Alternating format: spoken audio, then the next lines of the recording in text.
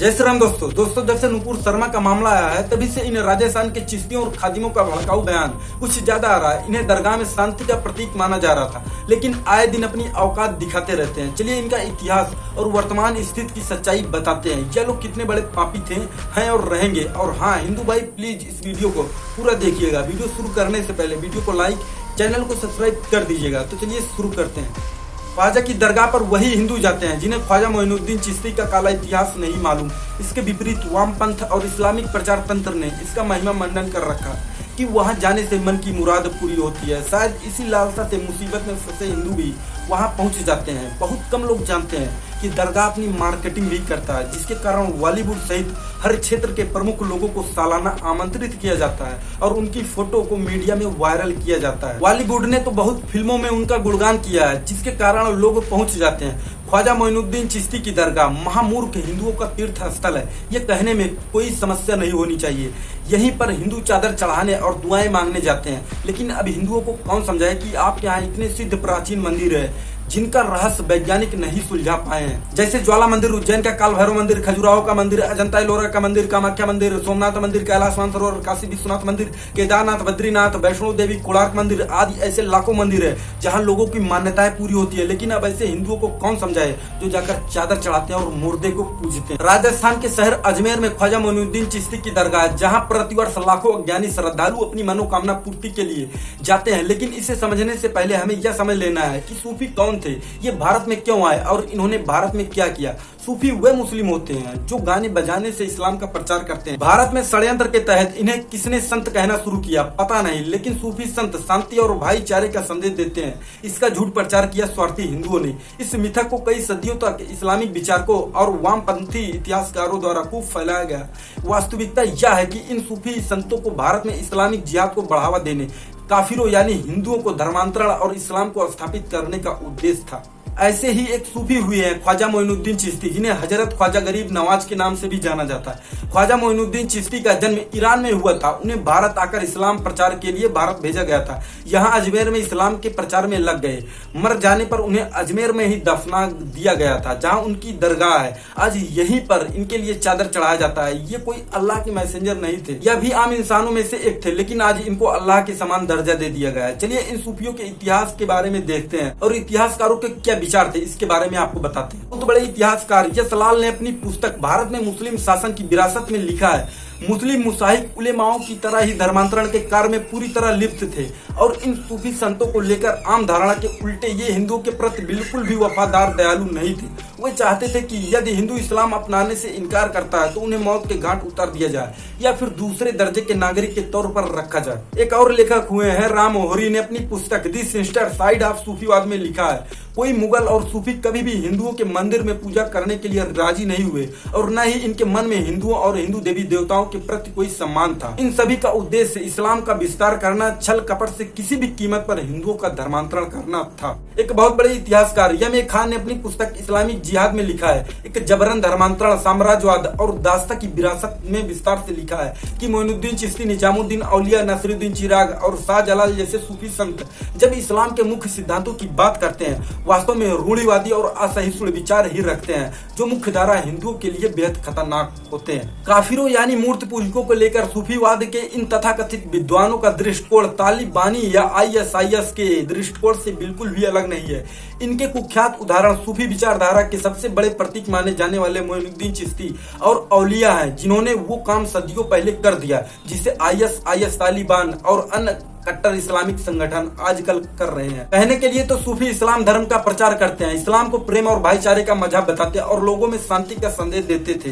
लेकिन किसी भी सूफी संत ने या तथाकथित रहस्यवादी संतों ने कभी भी मुसलमानों द्वारा हिंदू की हत्याओं का विरोध नहीं किया और न ही किसी मंदिर को नष्ट होने को गलत बताया। और इन्हीं सूफियों को जिन्हें चादर चढ़ाते हैं, ये काफी पुरुषों और महिलाओं को बगदाद और गजनी में बेचने, उन्हें गुलाम बनाने और उनके साथ भयानक अत्याचार करने का विरोध कभी नहीं किया और इसके उल्टा हमेशा मुस्लिम मुस्लिम शासकों ने ऐसे हिंदुओं का उत्पीड़न करने का दबाव बनाया जो तमाम प्रयासों के बाद भी मुस्लिम नहीं बने थे। इन सूफियों ने हमेशा पैगंबर और शरीयत द्वारा दिखाए गए मार्ग पर चलने के लिए सुल्तानों पर भी दबाव बनाया था। यह कोई रहस्य नहीं है कि इनके धर्म प्रचार और उपदेशों का एकमात्र उद्देश्य धर्मांतरण और हिंदुओं में मुस्लिम शासकों प्रति विरोध कम करना था, ताकि वह मुस्लिम शासकों के विरुद्ध हथियार न उठाए और धीरे धीरे पूरा हिंदुस्तान को इस्लामिक राष्ट्र बनाया जा सके, जिसके लिए उन्हें हिंदुस्तान भेजा गया था। सभी सूफियों ने शांति और धार्मिक सद्भाव का बहाना बनाकर हिंदुओं के साथ भयानक छल किया। पंजाब के सूफी संत अहमद सर हिंदी ने लिखा है कि जहांगीर द्वारा सिख गुरु अर्जुन देव की फांसी एक महान इस्लाम जीत थी। उसने खुले तौर पर घोषणा की इस्लाम और हिंदू धर्म एक दूसरे के विरोधी हैं और आज भी है, हमेशा रहेंगे, इसलिए सह अस्तित्व में नहीं हो सकते। इन सूफियों की पहचान जहांगीर और औरंगजेब के साथ बहुत करीबी संबंध थे, लेकिन फिर भी चिश्ती सूफी मियां मीर जो गुरु अर्जुन देव के घनिष्ठ मित्र थे, वो भी सिख गुरु की फांसी देने का विरोध नहीं किया। जहांगीर ने उन्हें गिरफ्तार कर फांसी दे दी। ऐसी दोस्ती निभाते थे ये सूफी और ऐसा ही भाईचारा फैलाते हैं। और वर्तमान की स्थिति देख लो, कन्हैया लाल, उमेश कोले जैसे लोगों को मारने का काम उनके घनिष्ठ मित्र मुसलमानों ने किया है। इसलिए कह रहे हैं 1400 साल से गद्दारी करते आ रहे हैं, अभी भी अपने मजाक के अलावा ये किसी के नहीं हो सकते, इसलिए अभी भी मौका है, सुधर जाओ हिंदू। अजमेर की दरगाह में दफन ख्वाजा मोइनुद्दीन चिश्ती भी बेहद क्रूर, दुष्चरित्र और कट्टरपंथी मुसलमान थे, जिसने अपने जीते जी असंख्य हिंदुओं को धर्मांतरित करने के लिए मजबूर किया। जिन्होंने इस्लाम स्वीकार करने से इनकार किया, उनकी गर्दनें कटवा दी। सीरत अल कुतुब के अनुसार इसने 7 लाख हिंदुओं को अपने जीवन काल में मुसलमान बना। हिंदू सामान्यतः बहुत सीधे साधे, दूसरों पर सहज विश्वास करने वाले होते हैं और ऐसा करने वाले ज्यादातर लोगों को मूर्ख बनाया जाता है। और हिंदू न केवल मूर्ख बनते हैं बल्कि अस्थायी रूप से मूर्ख बन गए। हिंदुओं की मूर्खता की पराकाष्ठा देखिए कि ख्वाजा मोइनुद्दीन चिश्ती की दरगाह पर चादर चढ़ाने वालों में सबसे अधिक हिंदू ही होते हैं और यह सभी बातें जानने के बाद भी हिंदू जाके चादर चढ़ाता है, मुर्दा पूजता है। मैं उनको कह देना चाहता हूँ, आप मुसलमान बन जाए लेकिन हिंदू बनकर ऐसा ढोंग न करें। यह भी एक ऐतिहासिक तथ्य है कि गौरी द्वारा अजमेर को जीतने से पहले यह चिश्ती गौरी की तरफ से अजमेर के राजा पृथ्वीराज चौहान की जासूसी करने के लिए अजमेर में बसा था। यहाँ उसने पुष्कर झील के पास अपने ठिकाने स्थापित किए। चलिए कुछ अन्य तथ्य आपको बताते हैं। मध्ययुगीन लेखक जवाहर फरीदी में इस बात का उल्लेख किया गया कि चिश्ती ने अजमेर की आना सागर झील, जो कि हिंदुओं का एक पवित्र तीर्थ स्थल है, बड़ी संख्या में गायों का कत्ल किया गया और इस क्षेत्र में गायों के खून से मंदिरों को अपवित्र करने का काम किया गया। मोइनुद्दीन चिश्ती की देख रेख में प्रतिदिन एक गाय का वध करते थे, मंदिर परिसर में बैठकर गौमांस खाते थे। मारकत इसरार नामक ग्रंथ के अनुसार चिश्ती ने तीसरी शादी एक नाबालिग हिंदू लड़की को जबरन धर्मांतरित करके की थी। वह हिंदू लड़की नहीं चाहती थी कि इस धर्मांतर और अत्याचारी बर्बर मुस्लिम के साथ उसकी शादी हो। ख्वाजा मोइनुद्दीन चिश्ती ने उस लड़की के पिता को एक युद्ध में हराकर इस नाबालिग लड़की को उठाया था। इस्लामिक कानून के अंतर्गत यह नाबालिग लड़की भी माले गनीमत थी और काफिर की बेटी को वह चाहे जैसे भोग सकता था, इसलिए उसके साथ जबरदस्ती निकाह किया और उसका नाम उस्मत अल्लाह रखा। इससे हुई पुत्री का नाम हाफिजा जमाल रखा, जिसकी मजार चिश्ती की ही दरगाह में मौजूद है। ऐसे व्यक्ति को संत कहना पूरे संत समाज का अपमान है। तारीख ए औलिया पुस्तक के मुताबिक ख्वाजा ने अजमेर नरेश पृथ्वीराज चौहान को दीन की दावत दी, यानी मुसलमान बनने का अनुरोध किया। चौहान के इनकार करने पर ख्वाजा ने कहा, ये इस्लाम पर ईमान नहीं लाता, मैं लश्कर इस्लाम के हवाले करवाऊंगा। चिश्ती ने मोहम्मद गौरी को भारत पर आक्रमण करने को बुलाया था। पृथ्वीराज चौहान ने 16 बार गौरी को युद्ध में हराया और हर बार गौरी कुरान की कसम खाकर पैरों में पड़ जाता था और पृथ्वीराज उसे क्षमा कर देते थे। पर 17वें युद्ध में मोइनुद्दीन चिश्ती के छल कपट और जयचंद की गद्दारी के कारण पृथ्वीराज पराजित हुए।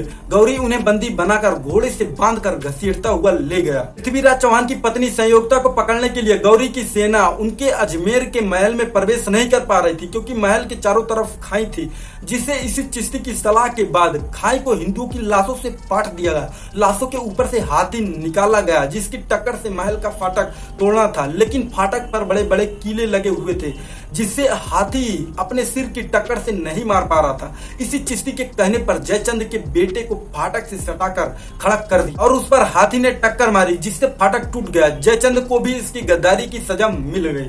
पृथ्वीराज की हार के बाद चिश्ती ने अजमेर के सारे मंदिर तोड़वा दिया और उनके मलबे से एक मस्जिद बनवाई, जिसका नाम है 2.5 दिन का झोपड़ा, क्योंकि इसे बेहद जल्दी में केवल 2.5 दिन में बनाकर तैयार किया गया था। इसके पहले वहां सरस्वती मंदिर था। दुर्भाग्य से ज्यादातर हिंदू पर्यटक इसे भी देखने जाते हैं। इसमें हिंदू मंदिर के इस्तेमाल किए गए अवशेष साफ साफ दिखाई पड़ते हैं। विडंबना देखिए कि सृष्टि के रचयिता ब्रह्मा की यज्ञ स्थली और ऋषियों की तप स्थली तीर्थराज पुष्कर का क्षेत्र है। अजमेर से उत्तर पश्चिम में 11 किलोमीटर दूर पुष्कर से अगस्त, वामदेव, जगमादनी, भरतियार इत्यादि ऋषियों के तपस्या स्थल के रूप में उनकी गुफाएं आज भी नाग पहाड़ में हैं। पुराणों के अनुसार ब्रह्मा जी ने पुष्कर में कार्तिक शुक्ल एकादशी से पूर्णमासी तक यज्ञ किया था, जिसकी स्मृति में अनादिकाल से यहाँ कार्तिक मेला लगता आ रहा है। पुष्कर के मुख्य बाजार के अंतिम छोर पर ब्रह्मा जी का मंदिर बना है। आदि शंकराचार्य ने संवत 713 में ब्रह्मा की मूर्ति की स्थापना की थी। यह विश्व में ब्रह्मा जी का एकमात्र प्राचीन मंदिर है।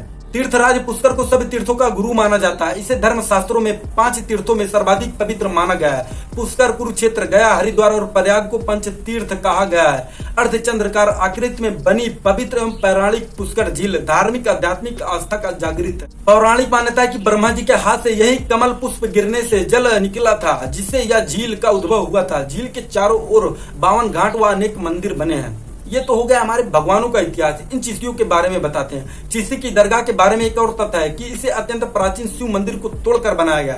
इसके बारे में द्वारिका पीठ के शंकराचार्य स्वामी स्वरूपानंद सरस्वती ने बहुत विस्तार से बताया कि जिस जगह पर अजमेर शरीफ की मजार है, उसके ठीक नीचे आज भी शिवलिंग विराजमान है। हमें आशा है राजस्थान में सरकार बन जाने पर योगी जी राजस्थान में जल्द ही खुदाई करवाएंगे। निजामुद्दीन चिश्ती ने अजमेर की आना सागर झील पर बड़ी संख्या में गायों का कत्ल किया और उनके खून से मंदिरों को लाल कर दिया।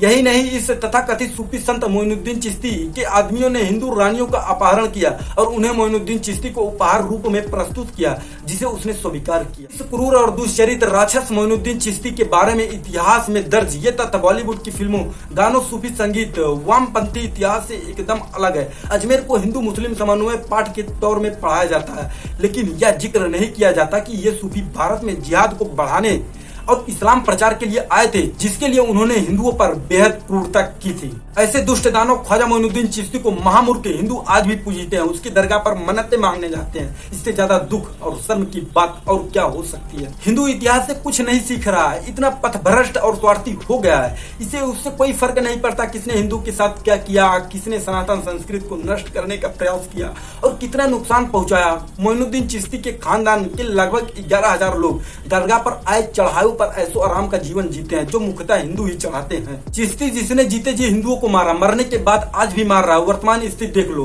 अजमेर दरगाह में सरतन से जुदा के नारे लगाए जा रहे हैं। वहाँ के खादिम क्या कहते हैं, एक बार आप ध्यान से सुनिए। नंबर 1 पे आता है सलमान चिश्ती उर्फ पागल चिश्ती, नुपुर शर्मा का सर कलम करने वाले को अपना घर देने को कह रहा था। नंबर 2 पे आ जाता है गौहर चिश्ती ने सरतन से जुदा की नारेबाजी कराई थी। नंबर 3 पे सरवर चिश्ती हिंदुस्तान को हिलाने वाला आंदोलन करेगा, ऐसी बातें कही थी। ये हिंदुओं के प्रति कही थी और ये कह रहे थे हिंदू को इनका आर्थिक बहिष्कार करना है, और हिंदुओं ने आर्थिक बहिष्कार करके इनकी औकात याद दिला दी है, और ये औकात हमेशा याद दिलानी इनको चाहिए हिंदुओं को। देख रहे हो दोस्तों, ये गद्दारी करते आ रहे हैं। शांति का मजहब बताकर इन चुस्तियों की औकात दिखाने के लिए हिंदुओं ने भी जाना बंद कर दिया और 90% कमाई इनकी घट गई है। ऐसे ही एकता हिंदुओं में बनी रहे तो ये चिश्ती लोग चड्डा पहन के जल्द ही सड़क पर घूमेंगे। और इनका नीच दुष्चरित्र हरकत सुनिए। राजस्थान के अजमेर में 30 साल पहले सीरियल गैंग रैप हुआ था।